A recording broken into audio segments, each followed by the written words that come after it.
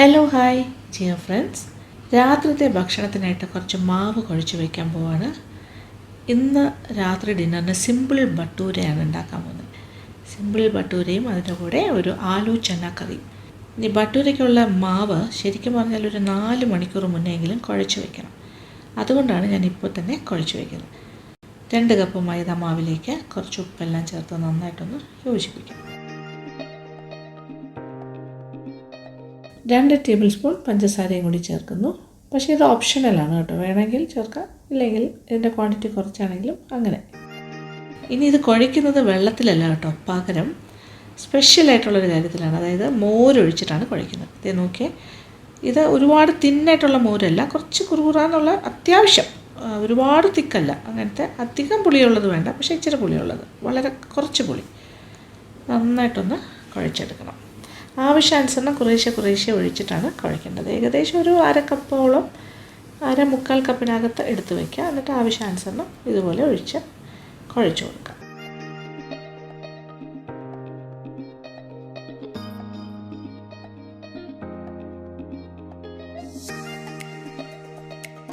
ബട്ടൂരയുടെ ഡോ ready ആയി കഴിഞ്ഞു. അപ്പോൾ മിനിമം 4 മണിക്കൂറെങ്കിലും മാറ്റി വയ്ക്കണം. 5 മണിക്കൂറായാലോ 6 മണിക്കൂറായാലോ കുഴപ്പമില്ല. പക്ഷേ ഒരു 8-10 മണിക്കൂറായാൽ കുറച്ച് പുളിച്ചു പോകും, അത്രേ ഉള്ളൂ. പക്ഷേ ഇതിൽ വേറെ ഒന്നും ചേർക്കുന്നില്ല. only 2 ഇൻഗ്രീഡിയൻസ്, ഉപ്പ് കൂടാണ്ട് മൈദ മാവും അതുപോലെ മോരും, അത്രേ ഉള്ളൂ. അപ്പോൾ ഞാനിനി കുറച്ച് കഴിഞ്ഞ് പുറത്തേക്കൊന്ന് പോകും, ഒരു ഫംഗ്ഷൻ അറ്റൻഡ് ചെയ്യാനായിട്ടാണ് കേട്ടോ. അപ്പോൾ തിരിച്ച് വരുമ്പോഴേക്കും മാവ് റെഡി ആയിട്ടിരിക്കും. അപ്പോൾ രാത്രിത്തെ ബട്ടൂരയൊക്കെ നല്ല സോഫ്റ്റ് ആൻഡ് ഫ്ലഫി ആയിട്ട് കിട്ടും. 2 ഇൻഗ്രീഡിയൻസ് ആണെന്ന് പറയുമ്പോഴും ഇതിൽ പഞ്ചസാര ഞാൻ കൂട്ടിയിട്ടില്ല. കാര്യം പഞ്ചസാര ഉപ്പ് പോലെ തന്നെയാണ്, വേണമെന്നുണ്ടെങ്കിൽ മതിയല്ലോ. ഉപ്പ് നമ്മൾ എന്തായാലും ചേർക്കും, പഞ്ചസാര ഓപ്ഷണലാണ്. ഈ ഫംഗ്ഷന് പോകാനായിട്ട് ലുലു മോളിൽ നിന്നും ഒരു വാഹനം അയക്കുമെന്ന് പറഞ്ഞിരുന്നു എന്നെ പിക്ക് ചെയ്യാനായിട്ട്. അപ്പോൾ വാഹനം എത്തിയിട്ടുണ്ട്, ഒരു ഇന്നോവ കാറാണ്. ഇന്നത്തെ യാത്ര ലുലു മോളിലേക്കാണ്. അവിടെ കേക്ക് മിക്സിംഗ് സെറിമണി നടക്കാൻ പോവുകയാണ്. അതിൻ്റെ ഒഫീഷ്യൽ ഇനോഗ്രേഷൻ അതിൽ പങ്കെടുക്കാനായിട്ട് എനിക്ക് ഇൻവിറ്റേഷൻ ഉണ്ടായിരുന്നു. അപ്പോൾ അത് ഇനോഗ്രേറ്റ് ചെയ്യാനും പിന്നെ കേക്ക് മിക്സിംഗ് സെറിമണിയുടെ ഭാഗമാകാനുമാണ് വിളിച്ചിരിക്കുന്നത്. ലുലു മോളിലേക്ക് പോവുകയാണെങ്കിൽ നമ്മുടെ വീട്ടിൽ നിന്ന് കഷ്ടിച്ചൊരു 15 മിനിറ്റ് മതി. വലിയ ട്രാഫിക്കൊന്നും ഇല്ലെങ്കിൽ പെട്ടെന്ന് എത്തും. അല്ലെങ്കിൽ തന്നെ 20 മിനിറ്റ്സ് ഒന്നും വേണ്ട കേട്ടോ. അപ്പോൾ ഡ്രൈവ് ചെയ്ത് എത്താനുള്ള അത്രയും വളരെ അടുത്താണ്. അങ്ങനെ ഏഷ്യയുടെ തന്നെ ബിഗസ്റ്റ് ലുലു മോളിൻ്റെ മുന്നിൽ എത്തിക്കഴിഞ്ഞു, നമ്മുടെ ട്രിവാൻഡ്രം ലുലു മോൾ. അപ്പോൾ അകത്തേക്ക് പോകാം. ഇതിനകത്ത് കേക്ക് മിക്സിംഗ് സെറിമണിക്ക് വേണ്ട എല്ലാ ഒരുക്കങ്ങളും പൂർത്തിയായി കഴിഞ്ഞു. ധാരാളം ആൾക്കാർ വന്നിട്ടുണ്ട്. ട്രിവാൻഡ്രം ലുലു മോള് തുടങ്ങിയ ശേഷം ഇത്ര ഇലാബറേറ്റ് അല്ലെങ്കിൽ ഇത്രയും വലിയ രീതിയിലുള്ള ഒരു കേക്ക് മിക്സിംഗ് സെറിമണി ആദ്യമായിട്ടാണ് ഇവിടെ നടക്കുന്നതെന്നാണ് അറിയാൻ സാധിച്ചത്. ക്രിസ്മസിനെ വരവേൽക്കാനായിട്ട് നമ്മുടെ Lulu mall, that is Lulu hyper market Lulu mall Trivandrum, അവർ സംഘടിപ്പിക്കുന്ന ഇതൊരു മാസീവായിട്ടുള്ളൊരു കേക്ക് മിക്സിംഗ് സെറിമണി തന്നെയാണ്. ഇവിടെ വന്നപ്പോൾ എനിക്കത് നല്ലതായിട്ട് ബോധ്യമായി. കാര്യം ഈ തയ്യാറെടുപ്പുകളും ഇവിടെ കൂടിയിരിക്കുന്ന ജനങ്ങളും എല്ലാവരും കാണുമ്പോൾ അറിയാലോ, ഇത് പൊതുജനങ്ങളുടെ പങ്കാളിത്തത്തോടു കൂടി ഇവിടെ വന്നിരിക്കുന്ന അവരെല്ലാവരും ഇതിൻ്റെ ഭാഗമാകുകയാണ്. അതുപോലെ ഇവിടുത്തെ എംപ്ലോയീസ്, പിന്നെ ക്ഷണിക്കപ്പെട്ട് വന്നിട്ടുള്ള അതിഥികൾ, പിന്നെ ഇവിടുത്തെ വെൽവിഷേഴ്സ്, അങ്ങനെ എല്ലാവരും ആയിട്ട് ഒഫീഷ്യൽസ് എല്ലാവരുമായിട്ട് ചേർന്നിട്ടാണ് ഈ കേക്ക് മിക്സിംഗ് സെറിമണി നടത്താൻ പോകുന്നത്. ലുലു മോൾ ട്രിവാൻഡ്രത്തിൻ്റെ റീജിയണൽ ഡയറക്ടറും പിന്നെ ബാക്കി ഭാരവാഹികളും എല്ലാം തന്നെ ഇവിടെ ഉണ്ട്. ഈ ഫംഗ്ഷൻ്റെ എല്ലാ പ്രത്യേകതകളും അവർ എനിക്ക് വിശദമായിട്ട് പറഞ്ഞു തരുന്നുണ്ടായിരുന്നു. അതായത് 2000 കിലോ ചേരുവകൾ ഒന്നിച്ച് മിക്സാക്കി 60 ദിവസത്തോളം അതിൻ്റെ ക്വാളിറ്റി ഒന്നും തന്നെ നഷ്ടപ്പെടാതെ സൂക്ഷിച്ച് വയ്ക്കും. അതിന് ശേഷമാണ് ക്രിസ്മസ് സീസണിലേക്കായിട്ടുള്ള 25,000 കിലോ കേക്ക്സാണ് കേട്ടോ ഉണ്ടാക്കാൻ പോകുന്നത്. ലുലു ഹൈപ്പർ മാർക്കറ്റിൽ തയ്യാറാകാൻ പോകുന്നത്. അപ്പോൾ ഒന്ന് ഓർത്ത് നോക്കൂ, ഇനി ക്രിസ്മസ് സീസണിൽ ഇനി ഇവിടെ തന്നെ വാങ്ങിയാൽ മതി. ലുലു മോളിൻ്റെ ഈ ഒരു ഗ്രാൻഡായിട്ടുള്ള ഏട്രിയമിൽ തന്നെയാണ് സ്പെഷ്യലായിട്ട് അറേഞ്ച് ചെയ്തിരിക്കുന്ന ഈ 20 അടി നീളത്തിലുള്ള ലോങ് ടേബിൾ. അതിലാണ് മനോഹരമായിട്ട്, അതേ നോക്കിയാൽ വളരെ മനോഹരമായിട്ടാണ് ഡ്രൈ ഫ്രൂട്ട്സും നട്ട്സും എല്ലാം ഇങ്ങനെ അലങ്കരിച്ച് വെച്ചിരിക്കുന്നത്. ഇതാണ് കേക്ക് മിക്സിങ്ങിനായിട്ട് ഇനി ഉപയോഗിക്കാൻ പോകുന്നത്. It was so beautifully done, പറയാതിരിക്കാൻ പറ്റില്ല കേട്ടോ, കാണുമ്പോൾ തന്നെ കൊതിയാ. എന്ത് ഭംഗിയായിട്ടാണ് അലങ്കരിച്ച് വെച്ചിരിക്കുന്നത്. 30ഓളം ചേരുവകളാണ് കേട്ടോ ഈ കേക്ക് മിക്സിങ്ങിന് വേണ്ടിയിട്ട് ചേർക്കുന്നത്. അതിലിപ്പോൾ കാഷ്യൂ നട്ട്സ് ഉണ്ടാകും, റേസിൻസ് ഉണ്ടാകും, dates, ginger peel, orange peel, candied cherries, mixed fruit jam, mixed spices, ഇങ്ങനെ തുടങ്ങി പിന്നെ ഫ്രൂട്ട് ജ്യൂസസ് ഒന്നും പറയേണ്ട ആവശ്യമില്ല. ഏതാണ്ട് 30ഓളം ഇൻഗ്രീഡിയൻസ് ഇതിനകത്ത് ചേരും. ലുലുമോൾ സ്പെഷ്യൽ ക്രിസ്മസ് കേക്ക്സിൻ്റെ മറ്റൊരു പ്രത്യേകത എന്താണെന്നറിയോ? അവർ പറയുമായിരുന്നു, അതായത് ഇതൊരു നോ ആൽക്കഹോൾ കേക്ക്സാണ് ഇവിടെ ഇനി ഉണ്ടാക്കാൻ പോകുന്നത്. അപ്പോൾ ആൽക്കഹോളോ അതുപോലെ തന്നെ ആർട്ടിഫിഷ്യൽ കളേഴ്സോ ഒന്നും തന്നെ ഇതിൽ ചേർക്കില്ല എന്ന് പറഞ്ഞു. പകരം ഒരുപാട് ജ്യൂസുകളാണ് ഇത് മിക്സിങ്ങിനായിട്ട് ഉപയോഗിക്കാൻ പോകുന്നത്. അങ്ങനെ ഒഫീഷ്യൽ ഇനോഗ്രേഷൻ സെറമണിക്ക് ശേഷം കേക്ക് മിക്സിങ് ആരംഭിക്കാൻ പോണു. ഞാനൊരു ബോട്ടിൽ ജ്യൂസ് ഒഴിച്ചുകൊണ്ട് തന്നെ മിക്സിങ്ങിൻ്റെ ആ ഒരു തുടക്കം കുറിക്കുകയാണ്. എന്നോടൊപ്പം അവിടുത്തെ എക്സിക്യൂട്ടീവ് ഷെഫും പിന്നെ വേറെ കുറേ ഷെഫുമാരും മറ്റ് പ്രധാനപ്പെട്ട കുറേ ആൾക്കാരുണ്ടായിരുന്നു. അതുകൂടാതെ ആതിഥേയരായ ലുലു മോളിൻ്റെ റീജിയണൽ ഡയറക്ടറും പിന്നെന്താ regional manager, hyper market general manager, പിന്നെ മോൾ ജനറൽ മാനേജർ എന്നിവരെല്ലാവരും തന്നെ എന്നോടൊപ്പം ഈ ഒരു കേക്ക് മിക്സിങ്ങിൽ പങ്കെടുക്കുന്നുണ്ടായിരുന്നു. അങ്ങനെ സന്തോഷകരമായി എല്ലാം നല്ല രീതിയിൽ തന്നെ നടന്നു കഴിഞ്ഞു. അപ്പോൾ എന്നെ ക്ഷണിച്ച ലുലു മോളിലെ മാനേജ്മെൻറ്റിനോട് ഞാൻ യാത്ര പറഞ്ഞ് തിരിച്ചിറങ്ങുന്നു. വീട്ടിലേക്കുള്ള യാത്രയാണ്.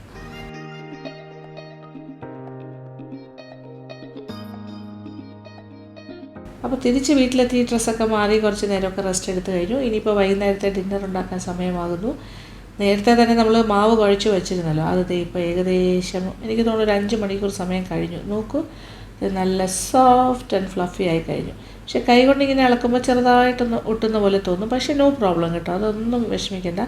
കയ്യിൽ കുറച്ച് മൈദമാവ് ഇങ്ങനെ എടുക്കുക, ഇതുപോലെ ഒന്നുകൂടി ഒന്ന് അതിലിങ്ങനെ പുരട്ടിയിട്ട് നന്നായിട്ടൊന്ന് കുഴച്ചെടുത്താൽ മതി. നല്ല പെർഫെക്റ്റായിട്ട് നല്ല എന്താ പറയുക, നല്ല ഷേപ്പിൽ തന്നെ നമുക്ക് നല്ലതായിട്ട് ചപ്പാത്തി ഡോ ഒക്കെ കുഴയ്ക്കുന്ന പോലെ കുഴച്ച് എടുക്കാൻ പറ്റും. ഇനി എന്തായാലും ഒന്നുകൂടി നന്നായിട്ട് കുഴച്ചെടുത്തല്ലോ, ഇത് മാറ്റി വയ്ക്കാം. ഇപ്പോൾ ആദ്യം തന്നെ കറി ഉണ്ടാക്കാം. ഇപ്പോഴേ ഞാൻ ബട്ടൂര പരത്തി ഉണ്ടാക്കുന്നില്ല, ആദ്യം കറി ഉണ്ടാക്കിയിട്ട് നമ്മുടെ ബട്ടൂര മേക്കിങ്ങിലേക്ക് പോകാം. അപ്പോൾ 2 വലിയ ഉരുളക്കിഴങ്ങ് മീഡിയം സൈസിലുള്ള സ്ക്വയർ പീസസ് ആയിട്ട് മുറിച്ച് വെള്ളത്തിലിട്ടിരുന്നു. ഇനി അത് കുക്കറിലേക്ക് മാറ്റാം. ഒരു 2 വിസിൽ കേട്ടാൽ മതിയാകും, ധാരാളം. അപ്പോഴത്തേക്കും ഉരുളക്കിഴങ്ങ് പാകത്തിന് വെന്തിട്ടുണ്ടാകും. ഉരുളക്കിഴങ്ങ് വേകാൻ ആവശ്യമുള്ള വെള്ളം ഏകദേശം ഒരു കപ്പോളം വെള്ളം എന്ന് പറയാം. 1 കപ്പ് കടല ഏതാണ്ട് 8 മണിക്കൂറോളം വെള്ളത്തിൽ കുതിർത്ത് വേവിച്ച് അതിൻ്റെ വെള്ളത്തോടു കൂടി ഞാൻ മാറ്റി വെച്ചിട്ടുണ്ട്.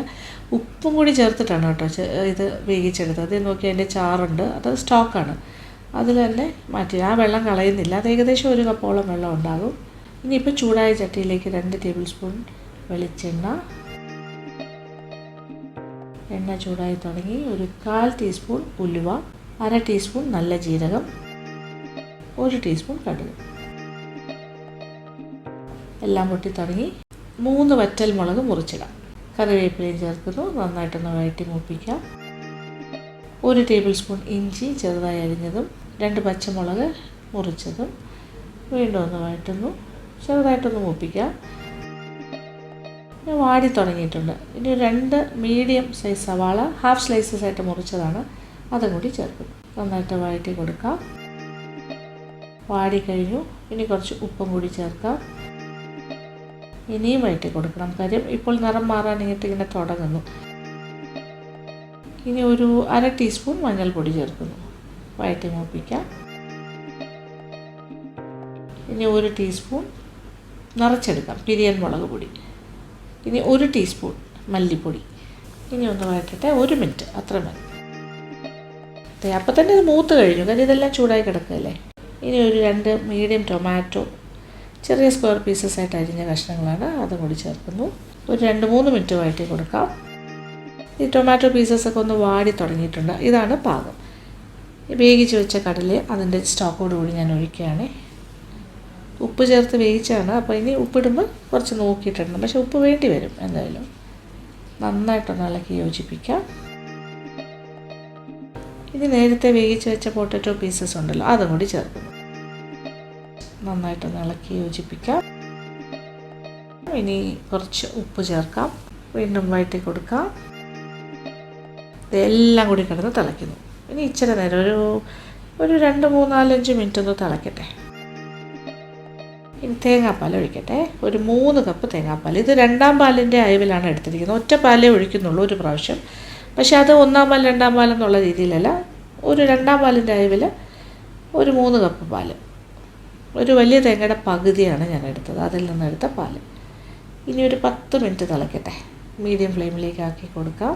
ഇപ്പോഴത്തെ ചെറുതായിട്ട് കുറുകി തുടങ്ങിയിട്ടുണ്ട്. ഒരു 1/2 ടീസ്പൂൺ ഗരം മസാലപ്പൊടിയും കൂടി ചേർക്കാം. ഇപ്പോഴത്തെ നന്നായിട്ട് കുറുകി വരുന്നു. ഇനി ഒരു ലാസ്റ്റായിട്ട് ഒരു 1/2 ടീസ്പൂൺ കുരുമുളക് പൊടിയും കൂടി ചേർക്കുന്നു. നന്നായിട്ട് ഇളക്കി കൊടുക്കാം. ചാറൊക്കെ കുറുകി തുടങ്ങി. ഇനി ഒന്ന് ടേസ്റ്റ് ചെയ്യട്ടെ. ഇച്ചിരി ഉപ്പും കൂടി വേണം, കുറച്ച് ഉപ്പും കൂടി ചേർക്കാം. നോക്കിയേ, ടെക്സ്ചർ നോക്കിയേ, റെഡി ആയിക്കൊണ്ടിരിക്കുന്നു.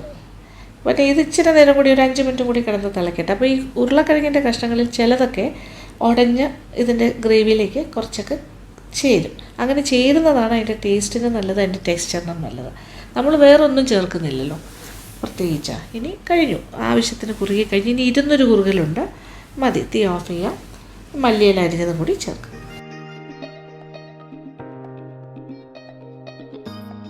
നല്ലൊരു ഗ്രേവി, ടു തിക്കും അല്ല ടു തിന്നും അല്ല. ഇത് 200 കുറുകൽ ഞാൻ പറഞ്ഞല്ലോ. ഇനി ആ ഒരു സ്റ്റേജ്. അപ്പോൾ ആലു ചന്ന കറി റെഡി. ഇനി ബട്ടൂര ഉണ്ടാക്കാം.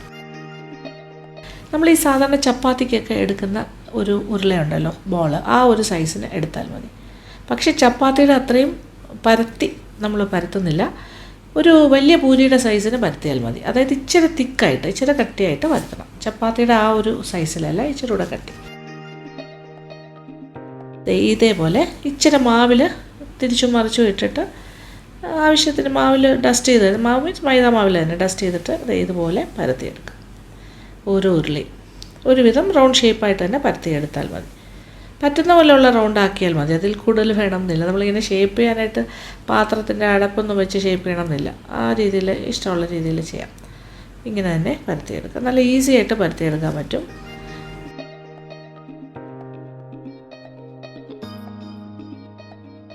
രണ്ടാമത്തെ ഉരുളയും ഇതുപോലെ തന്നെ പരത്തിയെടുക്കുന്നു. ഒരു മൂന്നാമത്തെ ഉരുളയും കൂടി ഇങ്ങനെ പരത്തിയെടുക്കുകയാണ്. ഞാനിപ്പോൾ ഒരു 3 എണ്ണമാണ് ഉണ്ടാക്കാൻ പ്ലാൻ ചെയ്യുന്നത് ആദ്യം. അപ്പോൾ തിരിച്ച് 2 സൈഡിലും ഇച്ചിരി മാവ് തടവിയിട്ടാണെങ്കിൽ പ്ലേറ്റിൽ ഇങ്ങനെ നിരത്തി വെച്ചാൽ മതി. അത് തമ്മിൽ ഒട്ടാതിരിക്കും, കുഴപ്പമൊന്നുമില്ല. ചീനിച്ചട്ടിയിലെ എണ്ണ നല്ല ചൂടായി കഴിഞ്ഞു. അത് റിഫൈൻഡ് ഓയിലാണ് കേട്ടോ, നമ്മൾ സൺഫ്ലവർ ഓയിലാണ് ഞാൻ ചേർത്തിരിക്കുന്നത്. വെളിച്ചെണ്ണയിൽ എനിക്കിങ്ങനെ വറുത്ത് കോരാൻ ഇഷ്ടമല്ല, പൂരി ബട്ടൂരയൊന്നും. ഇനി ആദ്യത്തെ ബട്ടൂര എണ്ണയിലേക്ക് ചേർക്കാൻ നന്നായിട്ട് ചൂടായി കിടക്കുകയാണ്, ഇട്ട് കൊടുക്കാം. ഇതിൻ്റെ മുകളിലായിട്ട് ഇതിങ്ങനെയുള്ള കുഴി തവിയിൽ എണ്ണ, ആ ചൂടെണ്ണ തന്നെ കോരി ഇങ്ങനെ ഒഴിച്ചാൽ മതി. അപ്പോൾ നല്ല ബബിൾ ചെയ്ത് വരുന്നത് നോക്കിയേ, നല്ല ബലൂൺ വീർത്ത് വരുന്ന പോലെ പൊങ്ങി വരും.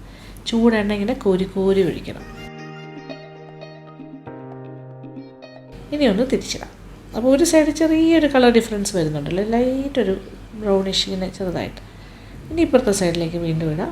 2 സൈഡും ഒരു നമുക്ക് ആവശ്യമുള്ള കളറായി കഴിഞ്ഞാൽ മാറ്റാം. എനിക്ക് തോന്നുന്നു ഇത് കറക്റ്റാണ്, ഞാനിത് എടുത്ത് മാറ്റുന്നു. ഒരുപാട് മൂപ്പിച്ച് കഴിക്കണം എന്നില്ല, ഇത് കുറച്ച് അങ്ങനെ. ഇനി അടുത്ത ബട്ടൂര ഇടാം. ആദ്യത്തെ അതേ മെത്തേഡ് തന്നെ കുഴി പോലെ ഇരിക്കുന്ന ഈ തവി കൊണ്ട് ഞാൻ ഈ ചൂടെണ്ണ തന്നെ കോരി ഒഴിക്കുക. ഇത് നോക്കിയാൽ ഗുണ്ടുമണിയായിട്ട് ബലൂൺ പോലെ പൊങ്ങി വരുന്നത്. അപ്പോൾ ഈ ഒരു ബലൂൺ ആയിട്ട് പൊങ്ങി വരുന്നതിൻ്റെ സീക്രട്ട് ഇത്രയേ ഉള്ളൂ. ചൂടെണ്ണ ഇങ്ങനെ കോരി ഒഴിച്ചാൽ മതി. തിരിച്ചു മറിച്ച് വിട്ടെടുക്കുമ്പോൾ അത് ഈ ഒരു ഷേപ്പിലാവും.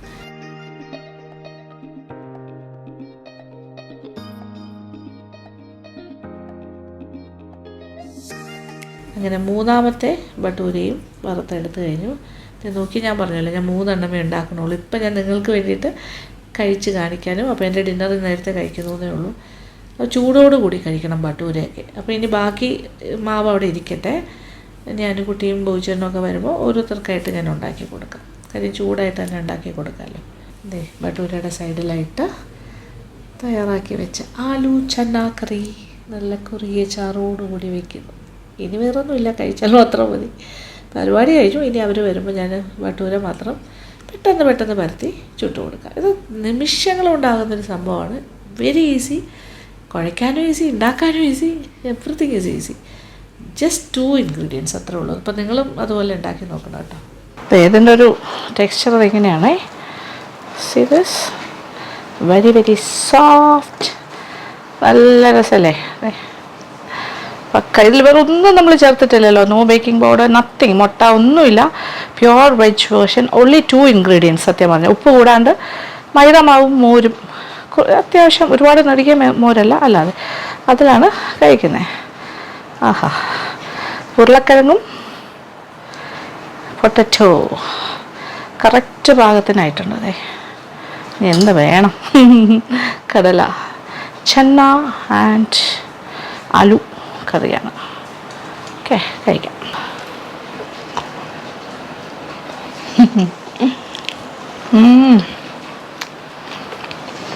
ടേസ്റ്റി. കറി അടിപൊളി.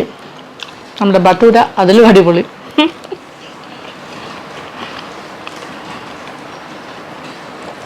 എത്ര ഈസി അല്ലേ ഉണ്ടാകാൻ. ശരിക്കും പറഞ്ഞാൽ ഒരു 4 hours നേരത്തെ കുഴച്ച് വെക്കണം എന്നുള്ളൊരു കാര്യമുള്ളൂ. അപ്പം വൈകുന്നേരത്തേക്കാണെങ്കിൽ നമ്മൾ ഉച്ച കഴിഞ്ഞ് ഒരു 7 മണിക്കാണ് ഉണ്ടാക്കുന്നതെങ്കിൽ ഉച്ചയ്ക്ക് ഒരു 3 മണിക്കൊക്കെ ചെയ്ത് വെച്ചാൽ മതി. ഇപ്പോൾ 4 എന്നുള്ളത് 5 മണിക്കൂറോ 6 മണിക്കൂറായാലും കുഴപ്പമൊന്നുമില്ല. ഒരുപാട് നേരം ചെയ്ത് കഴിഞ്ഞാൽ ഇച്ചിരി പുളി വരും. ഒരു 10 മണിക്കൂറൊക്കെ ഇരുന്നാൽ പുളി ചെറുതായിട്ട് പുളിക്കും. അപ്പോൾ ഈ അളവിൽ നിന്നും 10 ബട്ടൂരയാണ് ഞാൻ ഉണ്ടാക്കിയത്, ഈ ഒരു സൈസിൽ. അപ്പോൾ അളവ് ഞാൻ പറഞ്ഞല്ലോ. അപ്പോൾ നിങ്ങൾക്ക് ആവശ്യമുള്ളവർ 2 കപ്പ് മൈദ.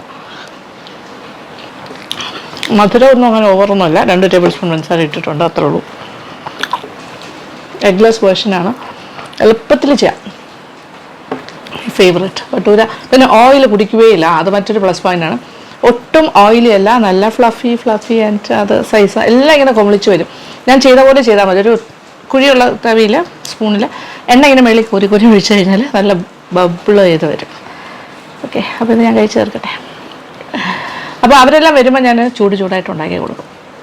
അതാണ് പ്ലാൻ. ഇതിപ്പോൾ ഞാൻ എനിക്ക് വേണ്ടി മാത്രമേ ഉണ്ടാക്കിയുള്ളൂ, നിങ്ങളെ കാണിക്കാൻ വേണ്ടിയിട്ട്. അപ്പോൾ ഞാൻ ഡിന്നർ എന്തായാലും അപ്പോൾ കഴിയുമല്ലോ. ബാക്കി ഞാൻ സൂക്ഷിച്ച് വെച്ചിട്ടുണ്ട്, ആവശ്യാനുസരണം ഉണ്ടാക്കി കൊടുക്കാം.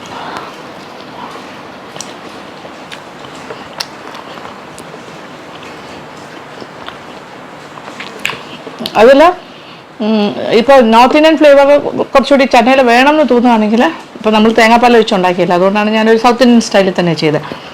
നോർത്ത് ഇന്ത്യൻ വേണം തോന്നുകയാണെങ്കിൽ ഈ തേങ്ങാപ്പാലൊന്നും ഒഴിക്കേണ്ടി വരില്ല, അതിന് പകരം കസൂരി മെത്തി ഇട്ടാൽ മതി.